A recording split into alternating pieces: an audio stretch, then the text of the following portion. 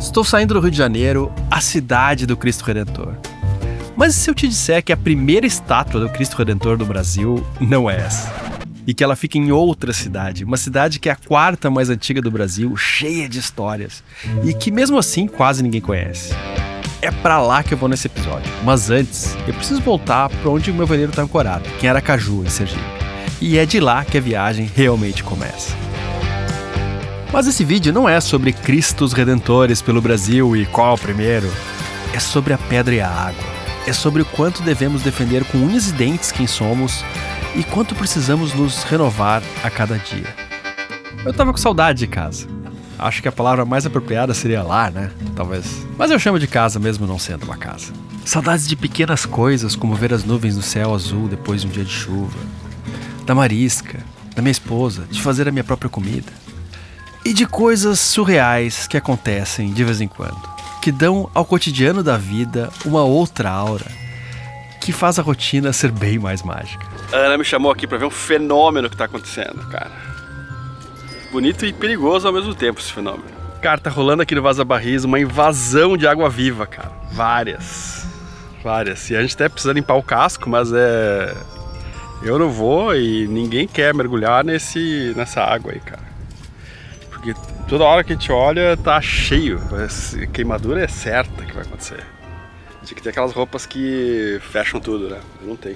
É algo bonito, claro, mas segundo a bióloga Andréa Beltrão, da Administração Estadual do Meio Ambiente, é algo que vem se intensificando, o que bate com o número de queimaduras atendidas pelo Corpo de Bombeiros, que saltaram de 2023 para 2024 554%. Segundo ela, a temperatura do oceano promove esse excesso de reprodução e casa perfeitamente com o recorde de temperatura do Atlântico aqui na frente do Brasil. Apesar de reconhecer esse problema, não deixa de ser lindo ver o movimento delas. É meio hipnótico, sutil, quase fantasmagórico. Não é um bom dia para alguém pular na água e limpar o casco. E olha que o balanço estava precisando, mas complicado, né? Dá um pouco de pena até olhar esses seres lindos sendo levados pela correnteza. Parece que a sorte carrega eles sem muita margem para eles escolherem para onde vão. Mas se você trocar a água pelo destino, pelo tempo, talvez não seja lá tão diferente conosco. É o tipo de animal que parece, assim, dos mais alienígenas, na minha opinião, não acha? Tem outro que parece mais fora desse mundo do que águas vivas. Fiz um tempão parado aqui em Aracaju, que foi gostoso, né? Bem legal aqui, superou total as expectativas, muito bacana. Tá na hora da gente começar a se mexer e eu tenho que resolver uma coisa que é a luz de navegação do balanço, cara. Que eu andei andando contra o vento, contra as ondas, não é por causa disso que quebrou, né? Sim. Estragou porque já tava mais velho e tal, né? Eu tava meio quebradiço e quebrou e entrou água ali. Eu vou ter que trocar toda aquela luminária. Mas acontece. E vou ver como é que eu vou fixar e tal pra gente poder seguir viagem. Na verdade é de um jeito diferente do que eu pensava, ó. E eu tava pensando em colocar direto na madeira ali, ó. Talvez eu guarde essa pecinha aí porque ela é inteligente também, ela é melhor, porque dá pra botar vários tipos de luz. Quebrou, né? E expôs a lâmpada, aí ferrou tudo. Olha lá como é que tá. Ó, que dia bacana. Correnteza correndo aqui, ó, mas nem tá tanto correndo, porque a lua tá ficando cheia, ainda não tá, ó. Ainda vai ficar bem mais forte a correnteza. Novidades também, Starlink aqui nova, que eu já mostrei. Tem que colocar ela lá antes da gente sair também, ó. Já tem uma solução mais ou menos certa. E aí eu vou colocar esse tipo de luz aqui, ó, só que ele tá ao contrário, porque eu vou colocar assim, ó, ali embaixo. Não sei se é a melhor solução, aquela latinha é boa também, hein? Mas ela não tem como ficar assim, ó. Só assim. Vamos ver, talvez fique muito pra dentro, não sei, vou dar uma olhada ali como é que vai ficar, senão eu vou ter que ver outra luz. Mas eu acho que isso aqui parecia tão inteligente.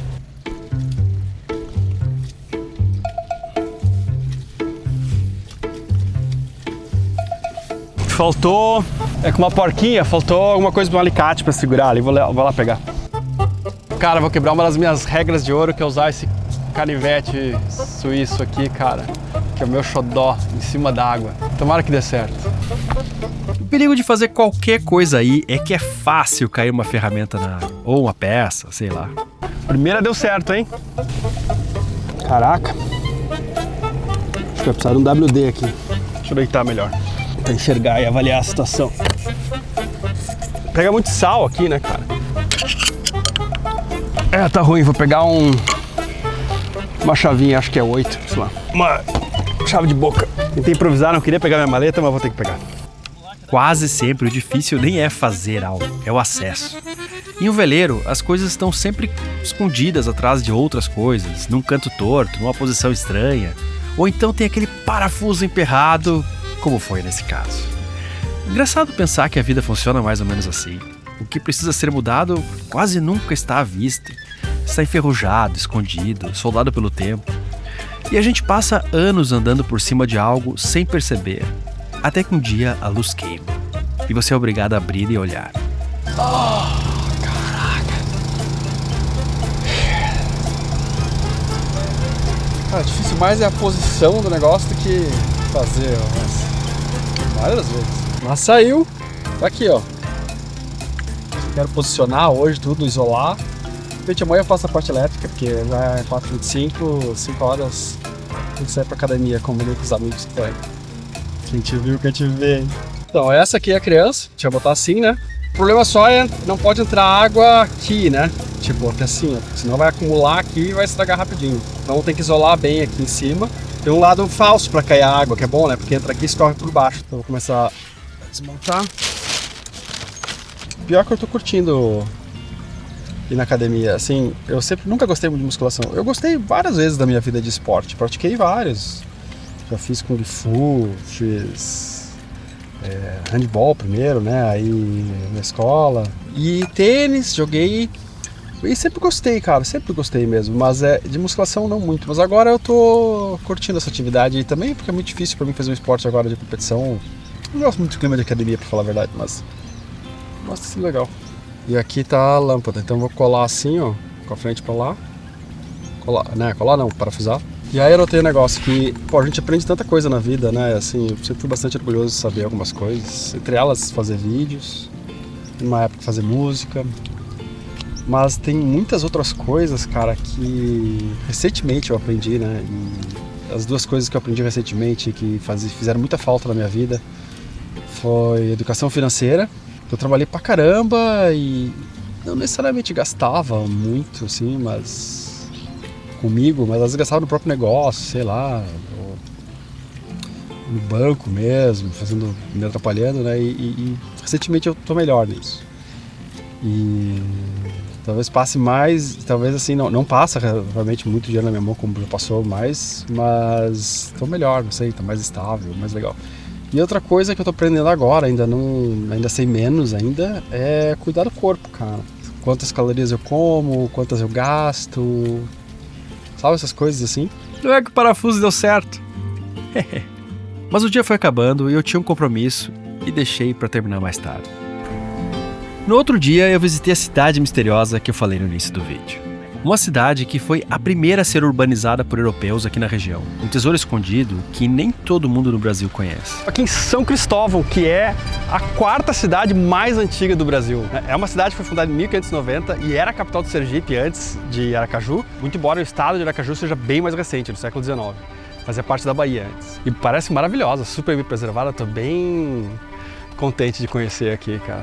Várias joias arquitetônicas. Tem museus aqui com um acervo surpreendente por tamanho da cidade. Ela tem um ar assim meio de ouro preto, fazendo uma comparação meio grosseira. O centro da cidade tem um estilo arquitetônico do período colonial, mas é interessante que com uma influência espanhola grande também. Essa praça guarda uma coisa rara. Ela é a única do Brasil construída sobre regras espanholas, no curto período que Portugal e Espanha tiveram um rei só, chamada União Ibérica. O resultado é uma fusão que não se repete em nenhuma outra cidade do Brasil. O modelo da Plaza Maior espanhola encaixada no urbanismo português. Foi por isso que a Unesco declarou esse chão aqui Patrimônio da Humanidade. O primeiro lugar que eu visitei foi o Museu de Arte Sacra de São Cristóvão. Aqui no Brasil, o acervo religioso de São Cristóvão só fica atrás do Rio de Janeiro e Salvador. Tá aí uma instituição que soube equilibrar a rigidez e a flexibilidade durante 2000 anos, com todos os seus erros e acertos que conhecemos bem. Eu gosto sempre de visitar igrejas, os lugares que eu chego, também pela questão espiritual, mas assim, pela história, pela cultura, né? Porque, cara, a história da igreja é a história também de poder, da comunidade, de várias outras coisas. E é sempre uma chave interessante para entender o passado do lugar, até porque é onde tem pelo menos assim, dos primeiros séculos do Brasil, o maior número de registros que a gente consegue das cidades, de como funcionava a comunidade. Essas são imagens esculpidas por mãos brancas, negras, indígenas, durante séculos. Algumas peças com mais de 300 anos. Eram artistas que raramente assinavam suas peças. Muitos estavam fazendo imagens de uma crença que foi imposta a seus antepassados. A arte sacra foi feita para durar. Peças com madeiras nobres, ouro, objetos que dão legitimidade de que os dogmas atravessam o tempo, recortam várias gerações. Mas o mais curioso é que, por durarem tanto e estarem aqui em display, o que mais se nota é justamente a passagem do tempo. Uma tinta descascada, um dedo da estátua que foi colado. A eternidade que era a intenção dos artistas nunca foi entregue. Veio à tona talvez algo mais bonito, ao mesmo tempo que assustador. A obra que foi feita para atravessar o tempo é atravessada por ele. A rigidez da pedra ganha da água até uma hora que a água ganha por insistência, não por força. Mas faz pensar o quanto na vida procuramos segurança no que parece certo, fixo, tradicional, e ignoramos a mais ortodoxa das entidades do universo, o tempo, a mudança. Aquele que não se vence, não se engana, se aprende a dançar com ele e entender a sua beleza. É esse tipo de sensação que eu procuro quando visito museus. Essas estátuas têm um sinal claro do tempo atravessando a arte. É uma pena que, não por causa de quem administra hoje o museu, que aliás está super bem cuidado, mas pelo nosso pensamento no passado, há uma grande injustiça aqui. Há o nome dos bispos, dos dignatários, mas de quase nenhum artista que fez essas obras. Boa parte deles anônimos. Pela pesquisa histórica que se tem, boa parte deles eram artesãos negros, frequentemente escravos ou indígenas, relegados a um segundo plano na história. A história naquela época registrava quem encomendava, os bispos, governadores, irmandades, mas não os que fizeram. Essa história quase não se tem registro. Mesmo o Aleijadinho, um dos grandes mestres brasileiros, tem toda uma aura de incerteza na sua história. Eu e quase todo mundo que vai aos museus vai para ver o que durou. Mas o que está exposto aqui não é a permanência, é a passagem, os efeitos dela.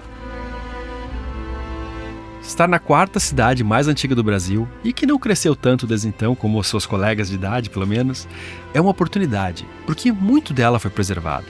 Mesmo que a cidade tenha passado por diversos momentos dramáticos. Como a invasão holandesa de 1637, que reduziu a cidade a cinzas e deixou famílias inteiras sob escombros. Ou a perda da capital para Aracaju em 1855, quando da noite para o dia São Cristóvão deixou de ser o centro de tudo e virou periferia da própria história. Com o despovoamento que veio depois, o abandono dos casarões, o silêncio tomou conta das ruas que antes pulsavam de poder. Mas mesmo assim ela ficou. A igreja demorou 100 anos para ser construída, de 1693 a 1793. E a gente ainda reclama da burocracia de hoje. Foi toda construída com madeiras nobres e tudo o que você vê de dourado aí é folhado a ouro. Imagina construir algo assim naquela época. Talvez por isso demorou 100 anos. Esse documento tem mais de 200 anos. É o Compêndio da Ordem Terceira de São Francisco, uma espécie de regulamento da Irmandade. Está escrito em português antigo e dá para entender um pouco, mas é meio difícil. Cara, uma árvore assim é um patrimônio, né? Como é bonito ter uma árvore elegante, incrível, com essa sombra assim numa cidade. Mas agora eu vou ali tomar um cafezinho. Vamos lá. Muito tempo sem café. Eu sou movido a café, cara. Deve ser um problema de alimentação isso, mas eu gosto. Podia gostar de coisa pior. Não é uma cidade reconstruída para parecer antiga. É uma cidade que continuou sendo o que era, enquanto o Brasil ao redor mudava de roupa umas 3 vezes por século. E talvez seja essa a lição mais estranha que São Cristóvão me dá. Que às vezes o que salva uma coisa não é ter sido escolhida. Não é ter sido modernizada. Não ter sido descoberta pelos olhos errados na hora errada. Existe uma sorte secreta em ser deixada de lado.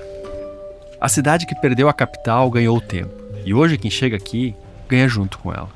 Há várias cidades pelo Brasil com uma cultura própria e autêntica, mas às vezes essa cultura só é compreendida por quem mora lá. Algumas poucas têm a sorte de ter artistas que conseguem registrar isso em forma de arte, e então outras pessoas de fora conseguem enxergar e entender também.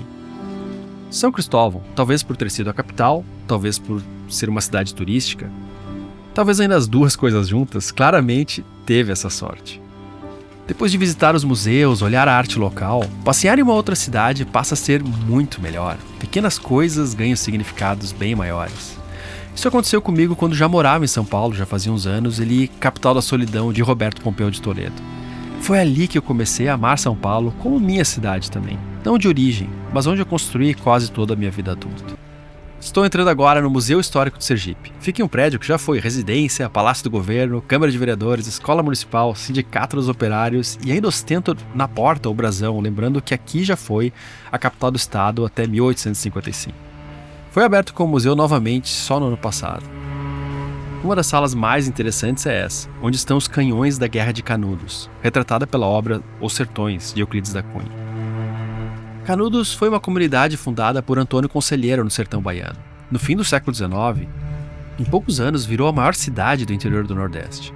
Chegou a ter mais de 20 mil habitantes. Gente fugindo da seca, da pobreza, da humilhação. Pessoas que tinham acabado de ser libertadas pela Lei Áurea e descobriram que liberdade sem terra, sem trabalho, sem direito a nada, era uma outra forma de prisão.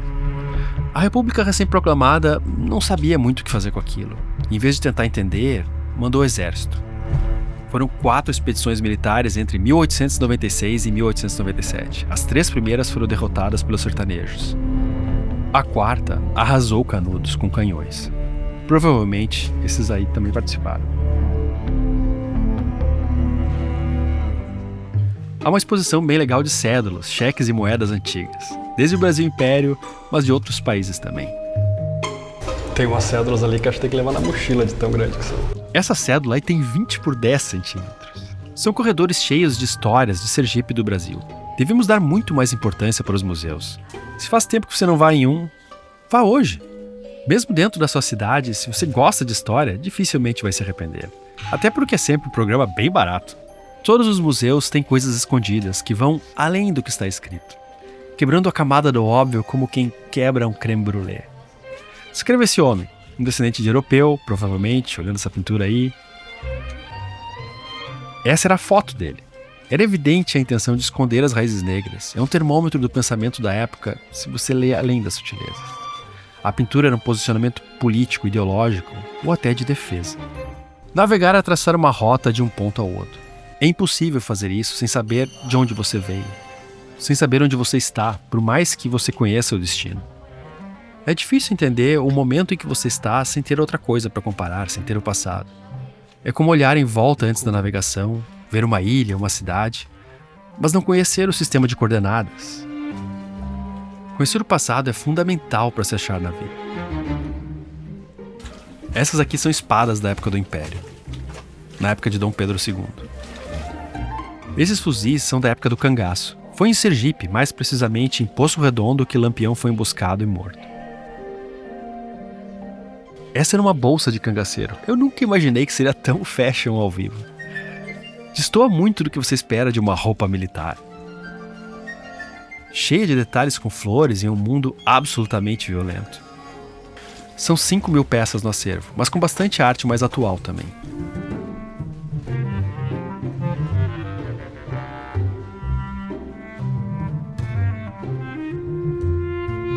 Há salas com bastante destaque para as obras de Gênero Augusto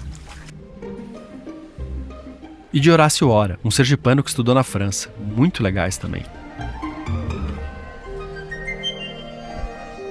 Curti bastante visitar esse museu. Pô, acervo riquíssimo aqui dos museus. Imagina, canhões da Guerra de Canudos e pinturas realmente muito legais, muito especiais. Claro que a cidade é pequena, mas tem uma importância histórica enorme. Eu acredito que boa parte do acervo de Sergipe está aqui, né? Aracaju tem coisas incríveis também, mas acho que muito deixaram aqui e foi legal, achei bem bacana. Tem um cenário na volta legal, né? Uma moldura bacana para deixar essas peças aqui. Tem mais lugar para visitar, mas deu fome antes, vou comer alguma coisinha. Aquele lugar que eu tava ali, acho que tem alguma coisa bacana. Cara, eu adoro andar em cidades pequenas assim, com essas ruazinhas que é gostoso de caminhar, poucos carros passam. Cidades antigas, porque cada casa que você olha tem uma história diferente, tem sei lá, você aprende algo novo, vê algo diferente, porque tem muitos bairros que tem casas super mais modernas e tal, mas sei, é tudo meio vazio. Não sei se só eu que penso isso. Você também? Sei lá. Deixa nos comentários aí o que você acha. Vamos ver se eu consigo chegar nessa igreja. Parece meio fechada. Ah, essa aqui que tá em reforma, né? Ó que torre bonita, né? Pô, essa que era a capital de Sergipe. E hoje é uma charmosa pequena cidade. Agora que eu tô nessa onda de fazer exercício e tal, tô sempre me preocupando com a postura aqui. É péssima, cara. Eu sempre fico meio que nem um camarão assim. Mas agora eu tô tentando melhorar. Ó, que vilinha legal, cara. Tem uma igreja. Nossa, demais aqui. Andei uma quadra só. Outro lugar interessante é a Praça do Carmo, que tem essas duas igrejas e um convento com o mesmo nome. É daqui que sai a maior romaria religiosa de Sergipe. Eu tô tão nessa coisa agora de preocupado com comida, cara, que comi um quiche ali. Na verdade eu comi um tortine assim de pão com berinjela, abobrinha e tomate de almoço. E agora eu comi um lanchinho que foi um quiche de abóbora com carne seca. Eu já fiquei contando caloria, já me senti meio culpado. Qualquer coisa que eu me sinto culpado. Mas tem que comer alguma coisa, né? Ah, que loucura. Mas eu tava precisando, cara. Eu tenho que pagar uns pecados aí, ó. Nem ou não o tipo de pecado da igreja. Bom, sabe que gula é, né? Gula é um pecado capital, né, cara? Olha só. De repente a igreja me ajuda. Eu tenho bastante desse pecado para pagar. Quem sabe esse monte de visitas em igrejas hoje me ajude. Não sei se pela parte espiritual, mas pela caminhada mesmo. Há cerca de 300 anos, pescadores encontraram a imagem do Senhor dos Passos dentro de um caixote de madeira flutuando nas águas do rio Paramopama. Levaram as imagens em procissão até o convento do Carmo, iluminados por velas durante o trajeto noturno. É a que fica no alto do altar dessa igreja. Várias igrejas bonitas, né? Numa cidade que tem bem poucos habitantes. Isso sempre demonstra que era uma cidade bastante importante no passado.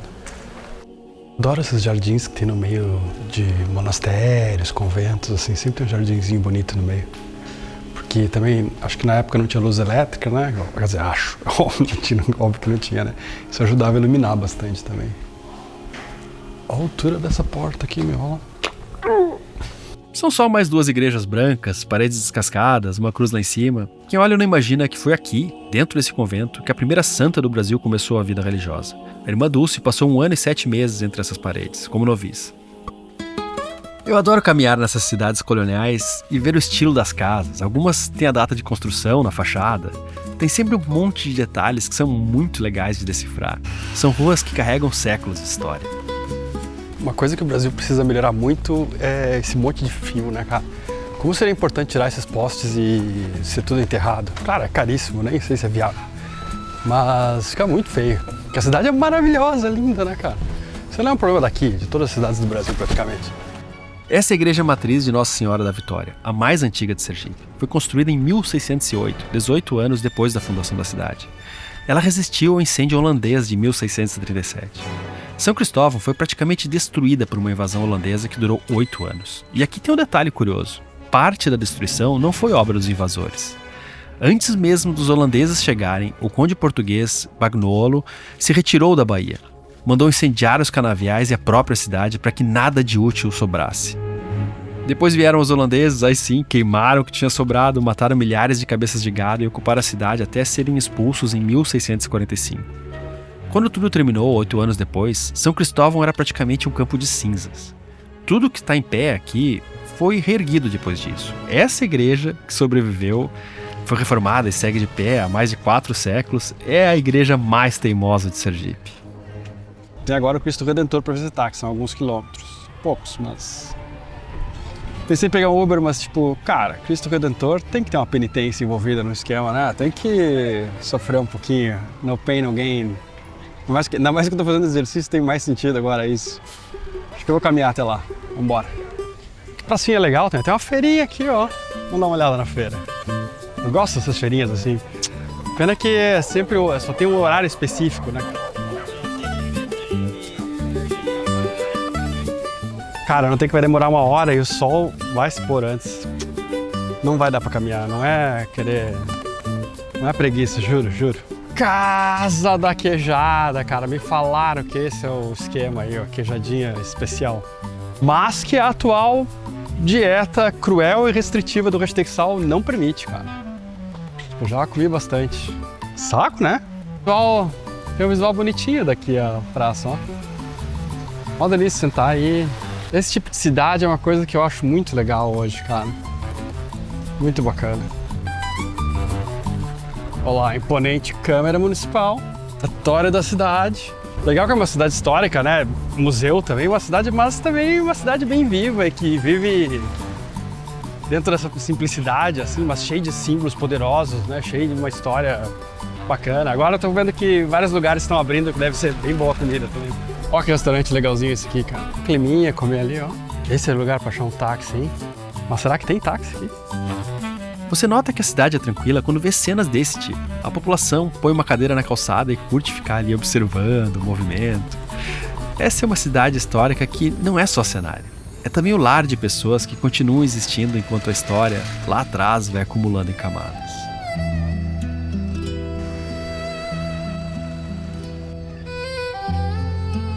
Lá no fundo fica a criação de camarão, cara. Pô, tem todo sentido, eu acho, piscicultura, ou sei lá, cara, no caso do camarão, não sei se é o mesmo termo. Porque pô, é uma das poucas comidas humanas que são extrativistas, né? Impressionante como tem praças nessa cidade, cara. Cada, sei lá, 200 metros que você anda ou menos, tem praticamente uma em cada quadra. Pô, só uma pena que não dá pra chegar de barco aqui, né? Pelo menos assim, só com um barco calado muito pequeno, uma canoa e tal. Porque ia ser demais. Lembra que eu disse lá no começo que existia um Cristo Redentor mais antigo que o do Rio? Aqui tá ele.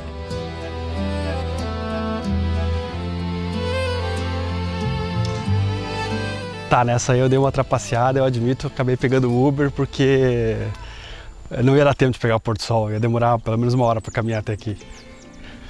Que lugar legal, hein? E esse aqui é o primeiro Cristo Redentor, porque esse aqui foi feito em 1926, 5 anos antes do Rio de Janeiro, o que vai causar estranhamento para alguns, mas pesquisei, é verdade, cara. Ele é um pouco diferente, né? Tipo, ele não tem exatamente a mesma... Não foi feito pelo mesmo artista, né? Essa aqui é uma cidade com poucos habitantes, mas cheia de surpresas, cara. Cheia de coisas inusitadas e símbolos potentes, assim, históricos, né? Uma série de coisas importantes na história brasileira. Engraçado, porque às vezes você vê cidades enormes, mas são muito recentes e não tem um passado, assim, sei lá, de grandes esquinas da história, de grandes momentos em que algo diferente aconteceu. Não que, claro que são importantes na vida das pessoas, e cidades maravilhosas, mas não tem esse mesmo... Não estão tão amarradas com a história do Brasil. E aqui é um desses exemplos. Pô, bonita a vista daqui. Dá uma olhada na cidade. A maioria das primeiras cidades brasileiras, elas viraram cidades porque eram bons portos, porque não tinha estrutura aqui de estrada, né? O mar era o principal caminho para os portugueses. E eu acredito que aqui deve ter um acesso melhor, mas deve ter com o tempo assoreado e ficado cada vez mais raso, porque hoje, mesmo para uma caravela, que não era um barco tão grande para os padrões de hoje, é complicado imaginar que entrava aqui, cara. Porque dá para entrar aqui com um bote pequeno, alguma coisa assim. Aí, São Cristóvão. Que cidadezinha legal, adorei vir conhecer aqui, cara. Não podia ficar em Aracaju tanto tempo e não conhecer a mãe de Sergipe. Só umas 20 mil pessoas vivem aqui. É muita história per capita, se existir essa medida. Eu acho que deveria existir, porque não deixa de ser uma riqueza. Eu sou um viajante no espaço. A cada tanto eu vivo em um lugar diferente. Mas São Cristóvão viaja no tempo. Aqui firme, atravessando invasões, catástrofes, a perda da capital, séculos, mas carregando uma nobreza rara e legítima nas suas ruas. Eu mergulho muito do Hashtag Salso, é um projeto voltado a quem assiste, é você que está me ouvindo agora. Isso parece óbvio, deveria ser sempre assim, né? Mas não é. É caro fazer um canal como Hashtag Sal. Precisa ser a única coisa que eu faço na vida e ter o trabalho de outras pessoas também. É normal em projetos assim que interesses comerciais acabem tendo uma grande influência no conteúdo. O que não tem nada de errado, óbvio, mas é um conteúdo bastante diferente. Eu consigo ter uma independência editorial enorme aqui no Hashtag Sal, porque o canal é majoritariamente mantido por quem assiste através do site Apoia-se, que eu já uso há mais de 10 anos e é super confiável. Se você curte o Hashtag Sal, aponta a câmera do celular para esse QR Code aqui na tela ou procura o link lá na descrição e deixa um café para mim. Qualquer quantia ajuda muito a manter o Hashtag Sal e você ainda faz parte do nosso grupo de apoiadores onde você tem um contato direto comigo.